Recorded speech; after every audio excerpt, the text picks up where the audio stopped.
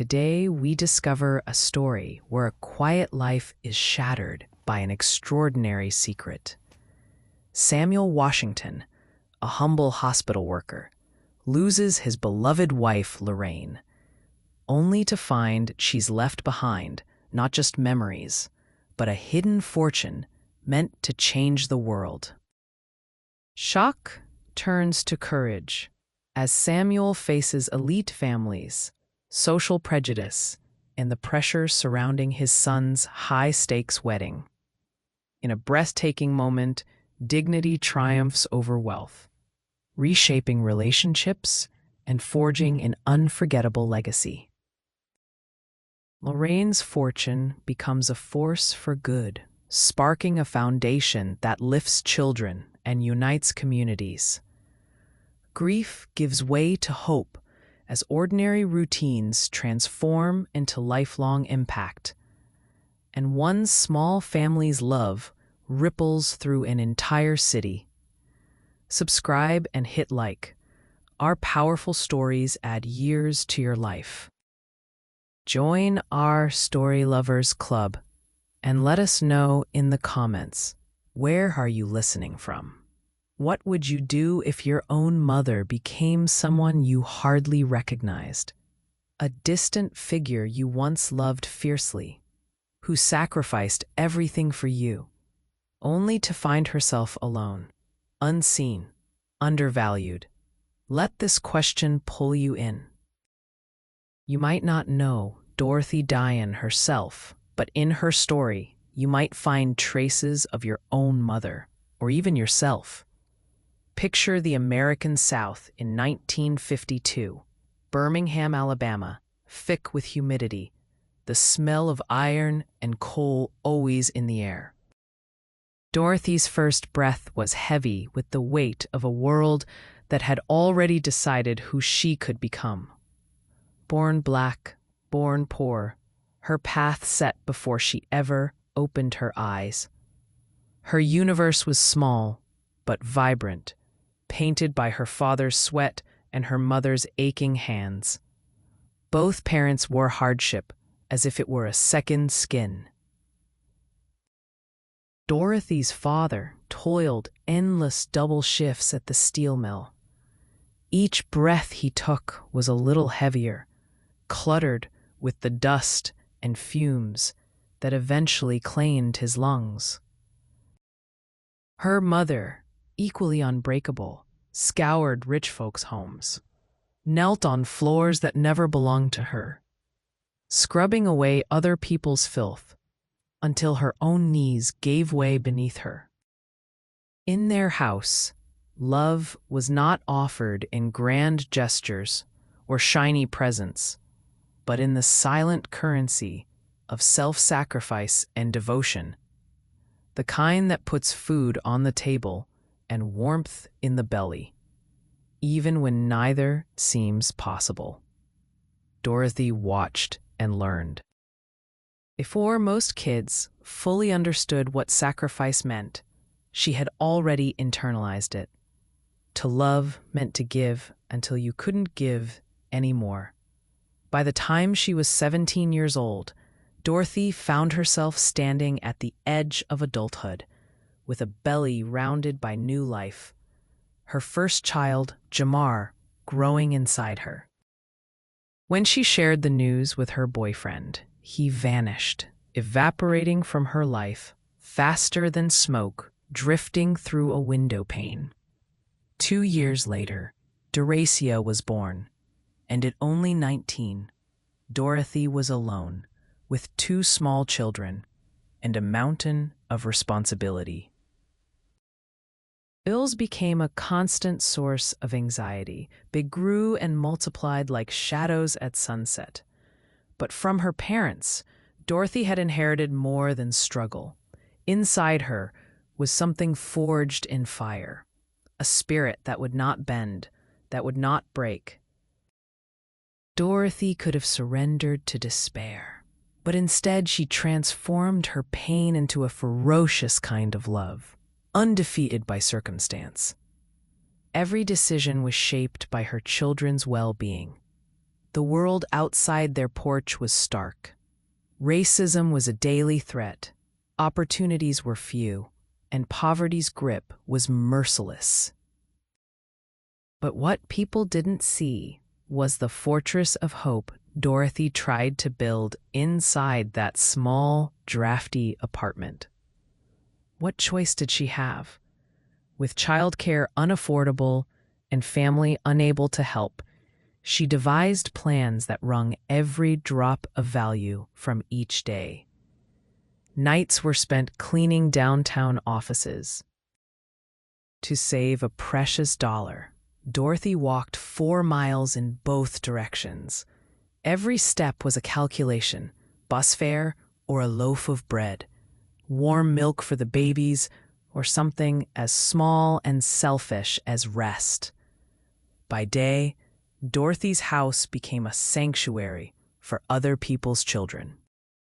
She babysat for the few neighbors O could pay, her own kids playing quietly in the corner. They understood in the ways only poor children do, that some dreams had to be folded up and saved for later. There was not much room for childhood. Survival made its own demands. Yet Dorothy filled the cracks in their world with tiny acts of grace. "Mama, why can't we have new shoes like the other kids?" Darija asked one bright morning, looking sadly at the sneakers held together by duct tape and silent prayers. Dorothy didn't miss a beat. She knelt before her daughter, pulled out a black marker, and traced delicate flowers along the canvas. "These shoes are the prettiest in the school now, baby." She smiled, transforming shame into pride. That was Dorothy, the magician who spun pain into beauty, scarcity into abundance for those she loved. The challenges Dorothy faced might have broken another woman, but for her, adversity was just part of the music to which she danced. Every day began before dawn. She shook herself awake at 4 a.m., fixing breakfast when sleep called to her like a lullaby she could never afford to answer. Oatmeal, sometimes eggs, always something warm, something that said, "I love you," louder than any words could.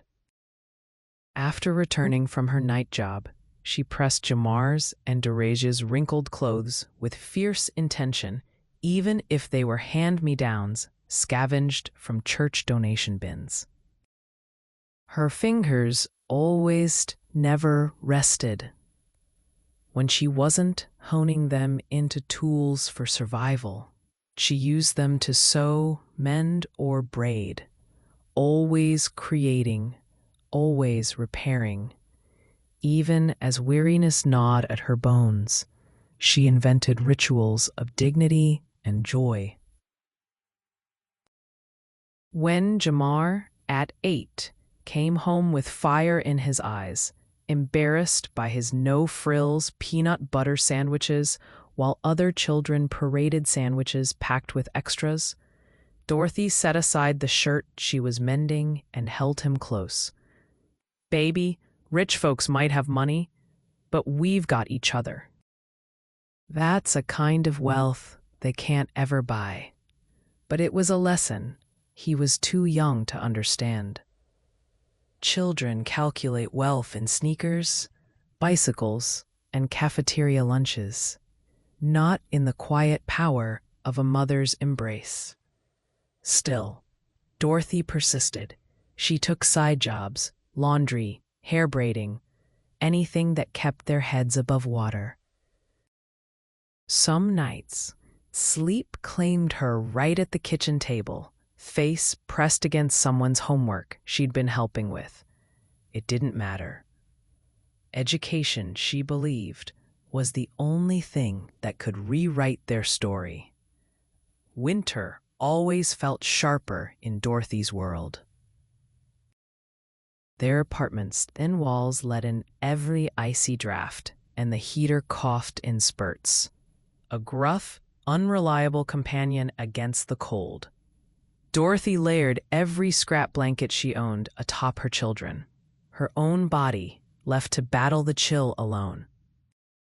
She'd sleep on the tired living room sofa in nothing but an old coat, telling her babies she preferred it, never admitting it was the only way to keep them warm. Darisia, only 10, caught on one morning. "Mama, you're shivering." Dorothy's smile was a lifeline. "I ain't shiverin', sweetheart. I'm just dancin' to music only I can hear." With a little jig, she made her children giggle, disguising the truth behind those moments. Some sacrifices are so quiet, no one but God and a devoted mother ever sees them.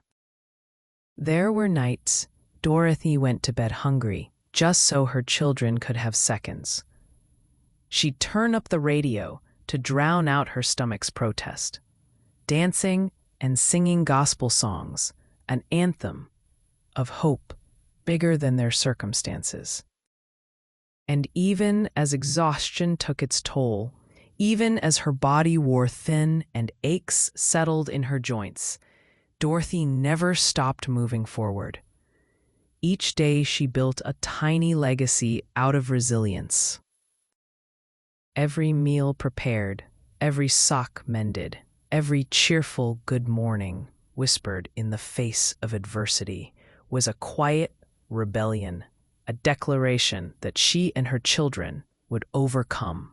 When Jamar turned 12 and Darisia 10, Dorothy added a second cleaning shift, this time at the local hospital. Now, her world blurred between night and day, work and home, leaving her with barely 4 hours of sleep in any given stretch. Neighbors watched her hustle with quiet awe and whispered among themselves that Dorothy Dion is going to work herself into an early grave. Behind their words lingered another message. Her children should know their place, should learn that dreams had boundaries folks like them shouldn't cross. Dorothy, however, refused to let someone else draw the borders of her children's future. Every spare dollar, every crumpled bill was dropped into an old coffee can labeled optimistically education. She hid it behind a dusty flour tin in her kitchen cupboard, daring to believe that hard labor today could blossom into opportunity tomorrow. When Jamar was accepted into the school's gifted program, Dorothy wept. Tears of fierce, fragile joy, not sadness. When Darisia landed on the honor roll for a third consecutive year, Dorothy scraped together enough for a used typewriter from the thrift shop, wanting her daughter to put all her dreams on paper. She braided Darisia's hair at night, helped Jamar with his math, and whispered, "One day you'll be someone special in this world. All I ask is you remember your mama." Yet with new opportunities came new costs. Jamar dreamed of playing basketball, but the price for team fees and equipment was impossibly steep. Never one to back down from a challenge, Dorothy found a third job, scrubbing the homes of wealthy families across town. She poured her energy, her very soul, into her children, building brick by brick a bridge for them to cross over hardships she'd had to wade through alone. Time pressed forward, marked not by vacations or idle weekends, but by the milestones Dorothy managed to carve out despite her hardships. She made every birthday a celebration, a homemade cake from scratch, a single candle, songs sung, a little off-key, but full of love. For Dorothy, these were sacred rituals. She knew her children felt the pangs of want, saw in their eyes the silent questions, the longing when other kids at school spoke about holidays at the beach or new bikes at Christmas. But she also knew she was teaching them that love was not measured in material things. Her words became a shield for their hearts. We can't always have what we want, but we make what we have enough.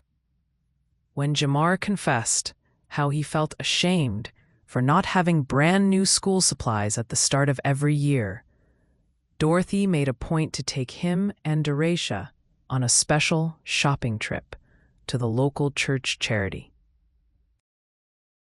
Drive. She had a way of making the plainest pencil seem precious, turning it over in her hand, declaring it lucky, and telling a funny story as she handed it to her son. Jamar learned to see the value in small things and in the resilience to laugh in the face of adversity. Lessons bloom. When Darius's class held a Parent Appreciation Day, Dorothy sewed her a dress of yellow cotton, cut down from an old curtain. Darius twirled before the mirror, beaming. That afternoon, as Dorothy sat among the other mothers, her back straight, her head high, she realized the true reach of her love. Deracia's friends flocked to her, drawn in by the warmth and light Dorothy radiated. Wherever Dorothy went, she brought wisdom earned the hard way, and dignity, gathered like wildflowers, she pressed between the pages of her family story. School was more than an education for Dorothy's children. It was a battlefield. Every day, Deracia and Jamar faced obstacles their classmates would never know. Whispers about their hand-me-down clothes, the sting of prejudice, the quiet humiliation of lunch programs and forms marked free or reduced.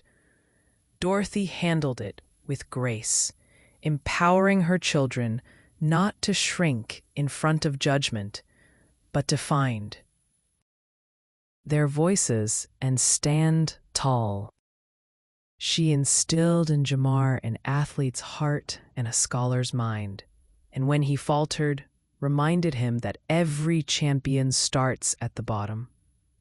When Deracia was left out of a birthday party, Dorothy helped her write a letter, graceful, mature beyond her years, to the girl who'd snubbed her. Lessons bloom. It wasn't just about making her feel better. Dorothy taught her daughter the discipline of forgiveness, the strength to meet cruelty with dignity. She was careful never to let bitterness take root. She wanted her children to rise, not in opposition to the world, but in proof that goodness could persist in spite of it. At home, the family made their own sanctuary. Dorothy would cook Sunday dinners, even on a Tuesday, using whatever she had: beans, greens, biscuits from scratch. They would gather around an old radio, listening to music, letting the sounds wash away the struggles of the day. Lessons bloom. Jamar learned to play the harmonica, encouraging bursts of laughter with his offbeat melodies. Every small victory, a good grade, a compliment from a teacher, was celebrated, as if each step forward was a miracle. The door to hope was always unlocked in Dorothy's house. But the nights stretched long and hard, especially after Dorothy's body started to betray her. The endless shifts, years of work with no rest, began to take their toll. She hid the pain at first, a dull ache in her back, swelling in her hands. But there were days she could barely stand, her legs trembling with the effort it took to simply keep going. The neighbors worried when they saw her slow down, and for the first time, Dorothy let someone help. Miss Evelyn, an elderly neighbor who had once relied on Dorothy to watch her grandchildren, arrived one morning with a pot of rich stew and a gentle hand. Dorothy cried to her in the privacy of her small kitchen. Silent tears born of exhaustion and relief. It was a rare moment of vulnerability. Ms. Evelyn whispered, "Let others give to you too. You can't pour from an empty cup." Dorothy promised to rest, but in truth, she only slowed her steps for a moment, then poured all her remaining energy into her children's future. When hospital bills arrived for the pain she could no longer ignore, Dorothy was terrified. With dogged determination, she negotiated each payment, refusing to let debt swallow her hopes. Jamar took up after-school work, bagging groceries, breaking down boxes, just as his mother did for others all those years. Dericia volunteered at the library, determined to do her part. Lessons bloom. Their once playful innocence matured into deep loyalty for the woman who gave them everything. A pivotal change came as Jamar entered high school. His basketball coach recognized something special and took him under his wing, helping him apply for scholarships. For the first time, a path out of poverty glimmered just ahead. The family celebrated quietly. Dorothy baked sweet potato pie, humming gospel under her breath, while Jamar shared stories about practice and college dreams at their cramped kitchen table. But Dorothy's health continued its decline. Some days, her pain was so bad she simply watched her children, her pride etched in the lines of her tired face. Still, she summoned the resolve to attend every game, cheering louder than anyone else, her voice hoarse but full of hope. When Derasia was accepted into a summer program for gifted writers, Dorothy's pride bubbled over. She pressed her daughter's acceptance letter to her heart, tears in her eyes. "You are everything I ever wanted for you," she whispered. Dorothy's sacrifices had become the invisible scaffolding for her children's achievements. Even as she worried about how they would pay for the next step, even as her body rebelled, her spirit remained unbroken. They began together to dream not just of survival, but of changing the trajectory of their family forever. One warm night, the siblings sat beside Dorothy on the worn porch, stars winking through the humid Alabama night. "Mama," Jamar asked, his voice uncertain, "are you scared for us?" Dorothy smiled softly, her gaze tracing constellations overhead. "No, baby, not for you. I'm scared this world won't know just how bright you both shine, because it's not always fair. But don't you be afraid to take that shine wherever you go." That night, the Dion family held hands, promising to lift each other higher, to honor every sacrifice Dorothy had made, in silence and sweat. Every struggle, every lesson of their childhood had shaped them into something unbreakable. The day Jamar received his college acceptance letter, a full scholarship in hand, Dorothy wept openly. She clutched him so tight, afraid if she let go, the world might steal him away. Derasia brimmed with joy, vowing to keep writing, determined to one day speak for women like her mother. Dorothy's tiny apartment was suddenly filled with dreams that at last had room to grow. The family's endurance became their legacy, a story not of what they lacked, but of the love and hope that against all odds carried them forward. Years passed, marked by the rhythm of school terms, holidays, and birthdays, as childhood slowly gave way to adulthood in the Dion family. The day Jamar packed his single duffel bag and prepared to leave for college was both an ending and a beginning. Dorothy spent the night before quietly folding his clothes, her hands moving slowly, caressing each shirt as if to imprint her love into its fabric. She wanted desperately for her son to be ready, to trust that all she had taught would guide him through the challenges ahead. But as dawn broke and Jamar hugged her goodbye, she clung to him fiercely. The apartment felt emptier without his presence, his laughter, his hopeful dreams, the determined way he spoke about changing the world. Yet Dorothy refused to let loss define her home. She gathered every loving memory and wove it into Doresia's days, encouraging her daughter to study, write, and dream boldly. It was not easy.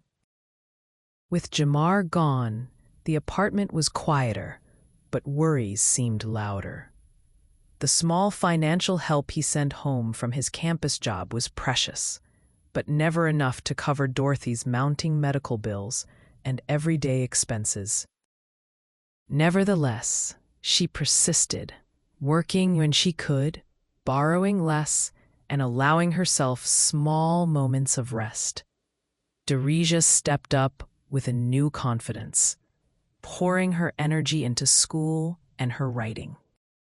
She submitted stories to local magazines, often writing about powerful, quiet mothers who held families together despite impossible odds.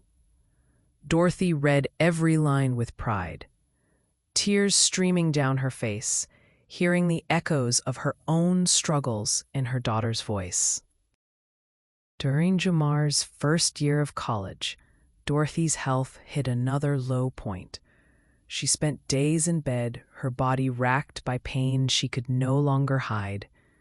Doresia managed the household, cooked, cleaned, and found part-time work at a neighborhood thrift shop. A new routine was hard, but Dorothy's guidance, given in whispered advice and gentle corrections, made all the difference. Sometimes, Dorothy's friends and neighbors pitched in. Miss Evelyn still appeared with food and encouragement, and the church sent volunteers to help with repairs in the apartment. Dorothy's pride struggled against her gratitude, but she accepted their help with as much grace as she could muster. Community, she learned, was not shameful. It was a lifeline just as strong as the family she'd built. Even through illness, Dorothy remained the guiding light in Doresia's life. On the nights that pain kept her awake, she listened to her daughter read aloud, stories about adventure, courage, and hope, set worlds apart from their own. Dorothy's heart soared with every sentence, knowing her children were discovering new possibilities. Lessons bloom. Sometimes she would smile and remind Doresia, "Never let anyone tell you what you can't write, baby." Your stories can go places we've never dreamed. In sharing her soul with her daughter, Dorothy kept the fire of hope burning, especially as Jamar's letters from college filled their mailbox with news, good grades, a new group of friends, and dreams of returning home to uplift their community. Lessons bloom. Back in Birmingham, old friends and neighbors marveled at how the Dion children flourished even as their mother's health faded. Darasia became known as the girl with her nose always in a book, scribbling furiously in her journal, hoping one day to write something so important people would read it and see her mother's quiet heroism. At church, she gave speeches about gratitude and determination, never forgetting where she came from. When Jamar returned at Thanksgiving, the apartment was crowded with laughter, music, and the delicious scent of Dorothy's sweet potato pie. He shared stories about his classes, basketball games, and dreams for the future, listening as his mother offered gentle advice from her bed. That holiday, Dorothy made a point to ask her children about their burdens and their joys, wanting them to know they could trust her with everything. "Promise me you'll keep caring for each other," she whispered, her voice thick with emotion. "The world can be cold, but our love, this family, is the shelter you'll need to weather every storm." Jamar and Darasia knelt beside her, holding her hands, swearing they would honor the sacrifices she'd made and always look after each other. Lessons bloom. The traditions Dorothy created would echo in their lives forever, a blueprint for resilience passed from mother to child. As winter returned, Dorothy's condition declined sharply. Even simple tasks required help, and old aches gave way to new pains she could barely describe. But Dorothy's legacy was already taking root. Daricia's writing won a local award, and Jamar began volunteering at a youth center, tutoring kids from the neighborhood. Their success was not measured in trophies, but in the capacity to give back, to build hope where so many felt hopeless.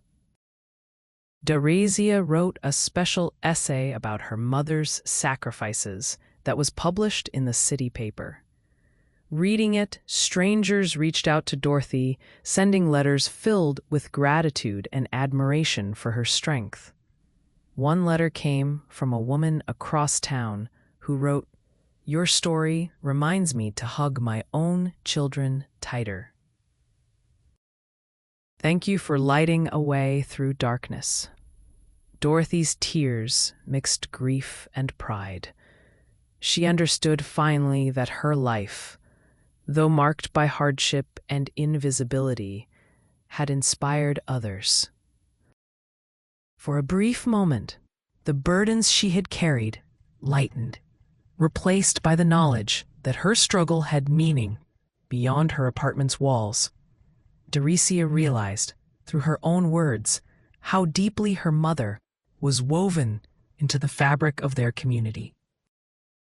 Jamar saw that his ambitions for a better world depended on honoring his mother's story and carrying it forward. In her final months, Dorothy found herself surrounded by love, a chorus of voices she had preserved through years of sacrifice. Neighbors visited, sharing meals and laughter, recounting memories of Dorothy's gentle wisdom and quiet smile. Jamar, soon to graduate, came home often, bringing friends who were awed by the resilience of the Dion family. One day, Darasia surprised her mother with a self-published collection of her stories, each one a tribute to women like Dorothy, whose heroism shines even in silence. On a bright spring morning, Dorothy watched sunlight spill across the kitchen table, feeling for the first time in years a peace she'd almost forgotten. Her home, though modest, was vibrant, a gallery of hopes realized, a place where love had conquered hardship. Late that afternoon, she told her children, "Your future is written not by what the world gave you, but by what you dared to give back. I only ever wanted you to love bravely. That night, Doricia wrapped her arms around Dorothy, and Jamar rested his head on his mother's shoulder, their tears mingling in quiet gratitude. They knew, as she did, that her legacy was unbreakable. Dorothy's last weeks were marked by a quiet, almost sacred intimacy within their small apartment.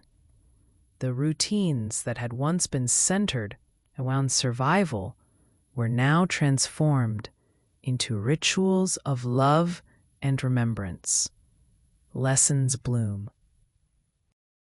Doricia brought tea to Dorothy's bedside every morning, sitting with her and reading aloud from her growing stack of short stories and letters.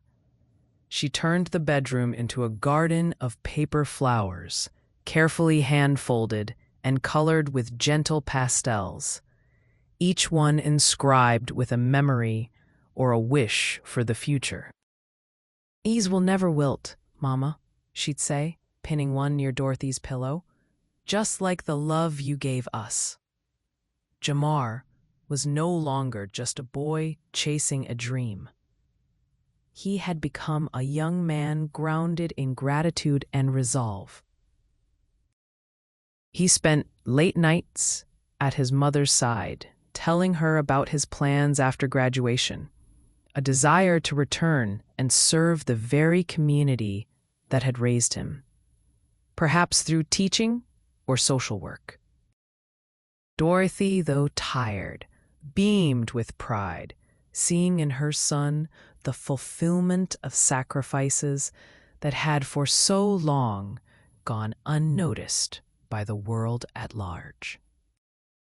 She often reminded him that sometimes the best leaders are those who've struggled the most because they know the cost of hope. Neighbors visited in a constant stream, each bringing food, stories, or simply the comfort of their presence. Old friends from the church choir came by, filling the air with the strains of spirituals Dorothy had loved as a young woman. She would close her eyes, letting their voices carry her back to happier, simpler times.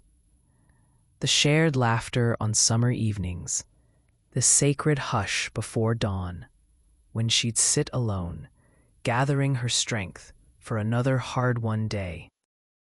Even as her body weakened, her spirit remained luminous, a beacon not just to her family, but to the neighborhood that had watched her persevere for decades. As spring deepened, Dorothy's world narrowed to the essential. The past seemed to swirl and settle round her, a montage of tender moments, heartbreaks, and small, bright victories. Even as her hands grew too frail to sew or braid, Dorothy continued to comfort her children, her words gentle but fierce. One evening, as dusk painted gold through the window, she called them both close. "I know for many years I wasn't able to give you what others had," she began, her voice soft but unwavering. "But what I gave from the soul. You must promise me, never measure your worth by anyone else's standards. And always, always, lift someone else as you climb." Doricia held her mother's hand, nodding solemnly, her heart aching with both sorrow and gratitude. Jamar, choked by emotion, squeezed Dorothy's shoulder, promising not only to care for his sister, but to honor Dorothy by living a life of service, just as she had taught. Lessons bloom. Dorothy blessed them both in the old way, forehead kisses and whispered prayers, an inheritance as enduring as gold. As Dorothy slept more often, her community continued to rally around her family. The church organized a meal train, and old friends came to share memories and laughter. Deresia's teachers offered flexible deadlines, understanding that her brilliance was being tested by life's rawest lessons.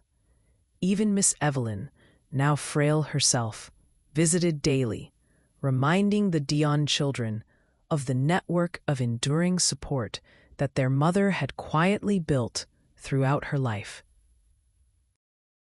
One humid afternoon, a group of former neighbors surprised Dorothy with an impromptu celebration. They shared testimonies, poems, and gospel songs, each person dissecting the ways Dorothy's sacrifices had changed them. Jamar recorded snippets of the event, planning to create a digital scrapbook, something to remind Derisha, and maybe one day his own children, that their grandmother had lived a life that mattered. As the days passed, Dorothy began to drift comfortably between wakefulness and dreams. Our children remained her anchors, and even through the haze of medication, she found gentle moments of clarity, telling Jamar to keep playing music that makes your soul dance, advising Derisha to write as if you'll be read by the world, and reminding them both that forgiveness was the key to unlocking generations of pain. One night, as thunder rolled in the distance, Dorothy shared one final vivid memory with her children. "When you were little," she told them softly, "I'd rock you and whisper all the hopes I had for you. My dreams were never about riches, but about kindness, strength, joy, a life free from the chains that held me down." Her words washed over them like a benediction. Deresia wrote down every sentence, vowing to one day share this moment in her writing, so that her mother's philosophy would live on. Word began to spread beyond their block. Dorothy's story, sometimes shared as an inspiration, sometimes as a cautionary tale, encouraged a local reporter to write a feature about her in the Sunday newspaper. In it, the journalist described how one woman's courage had rippled outward, fueling change not only for her children, but for countless others. Former teachers, church members, even co-workers from jobs Dorothy had held decades prior wrote letters of appreciation. Some shared their own struggles.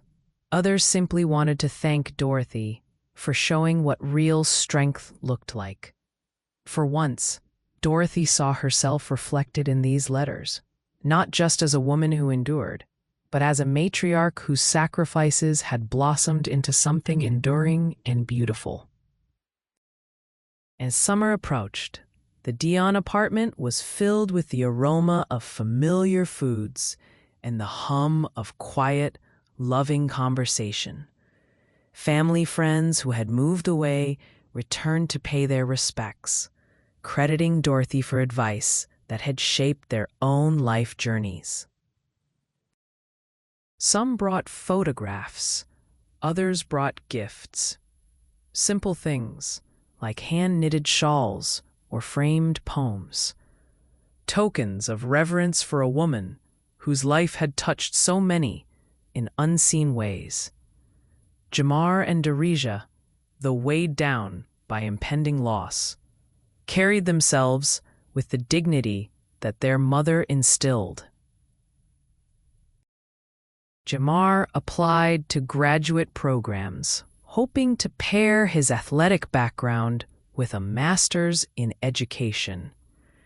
He wanted to start a mentoring program for young men in Birmingham, sharing not just his mother's lessons, but practical skills for overcoming poverty and systemic barriers.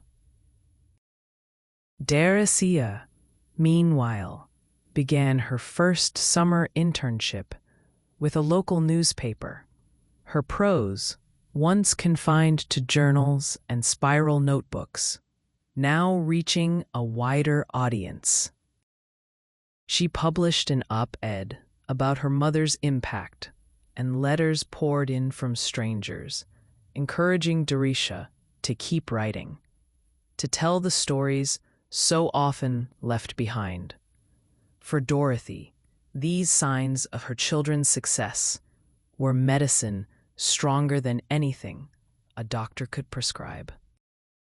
Watching her children bloom, she whispered, This is what it was all for. Not the sorrows, but the soaring, knowing that one day you'll help someone else soar too.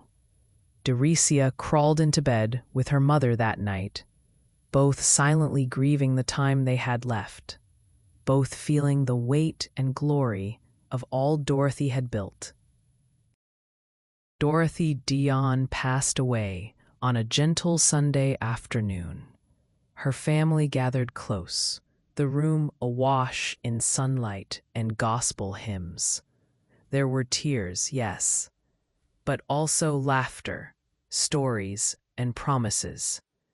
Her final words, simple yet profound, served as a final blessing.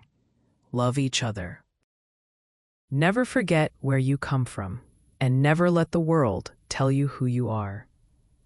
Her funeral was a true reflection of her spirit. Standing room only, neighbors and family overflowing into the churchyard, the music echoing with reverence and hope.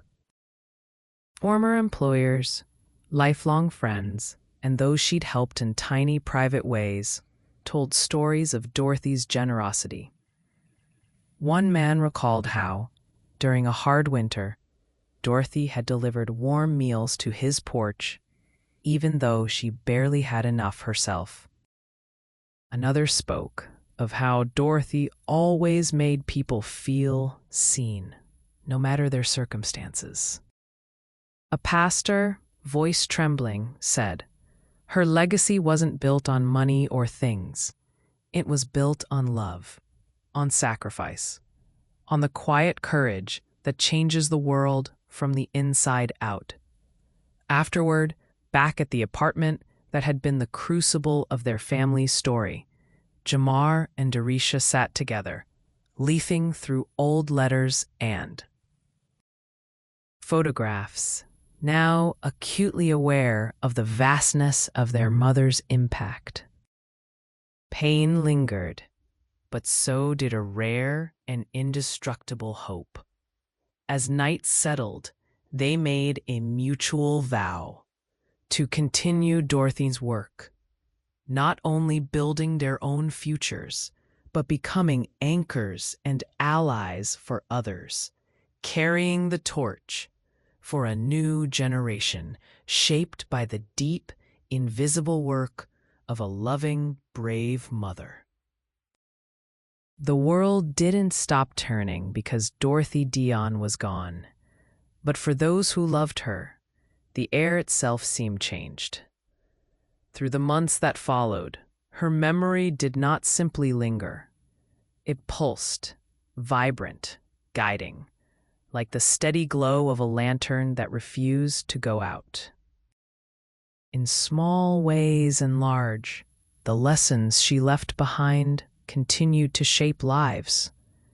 Jamar carried his mother's voice with him into his adult life, every word an invisible push through moments of doubt or exhaustion. At his first mentoring program session, he caught himself echoing her lines, "You are worth more than what the world claims for you." When you persevere, you inspire others, sometimes without even knowing it.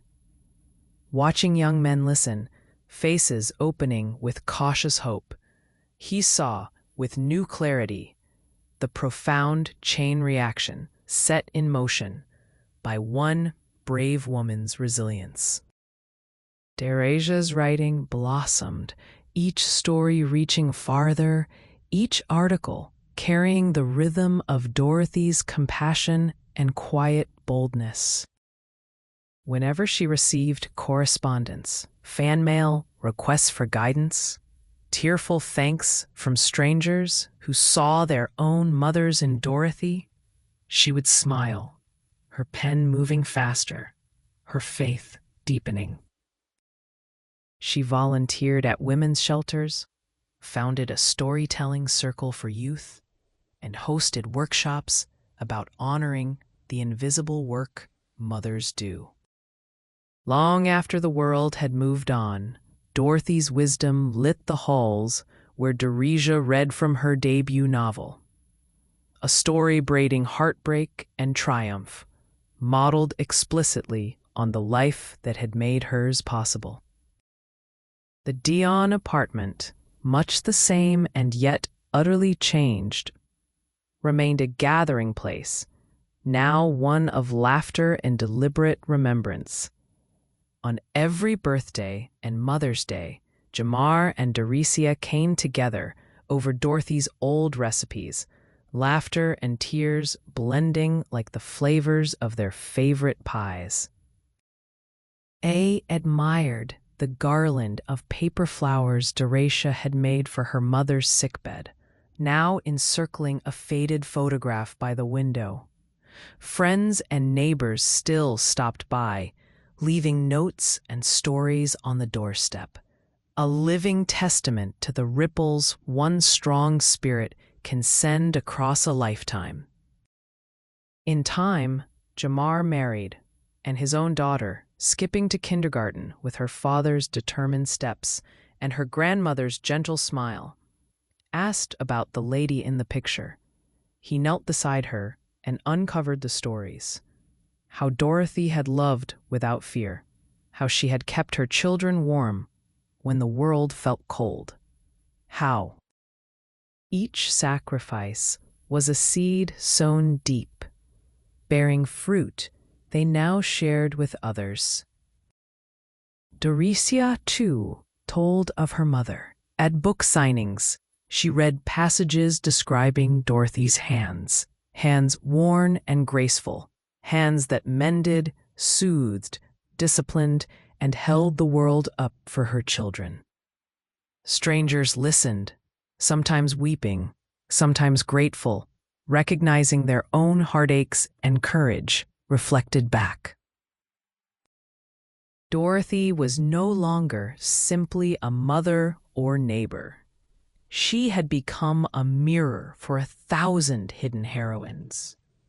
The legacy endured, not because Dorothy's life was without pain, but because it was full of meaning. Every meal shared, every lesson taught, every hope whispered against the dark, became a building block for the generations that followed. Jamar and Deresia, and all whose lives she touched, became carriers of her flame, lighting their own way, and in the process, revealing the brilliance of all those who carry the world, quietly, without applause. At its deepest layer, Dorothy's story isn't just about surviving poverty, loss, or even the invisibility that presses down on too many mothers. It is about the transformative, generational power of love and the echoes of courage in even the smallest acts of care. It speaks to the unseen hands steadying families, the invisible work that becomes the foundation of every achievement, the unforgiving cost of selflessness, and the timeless truth that real legacy is measured not in things, but in lives elevated and hearts made braver. Dorothy's journey reminds us that within each act of sacrifice, each skipped meal, each sewn shoe, each bedtime story after midnight, lies the possibility to break and remake the future. for every Dorothy who gives, for every child who remembers. Hope endures. Even when the world fails to notice, even when the hand-me-downs and sleepless nights seem endless, something radiant and lasting is being built out of sight, a legacy of love that quietly and without fail changes everything.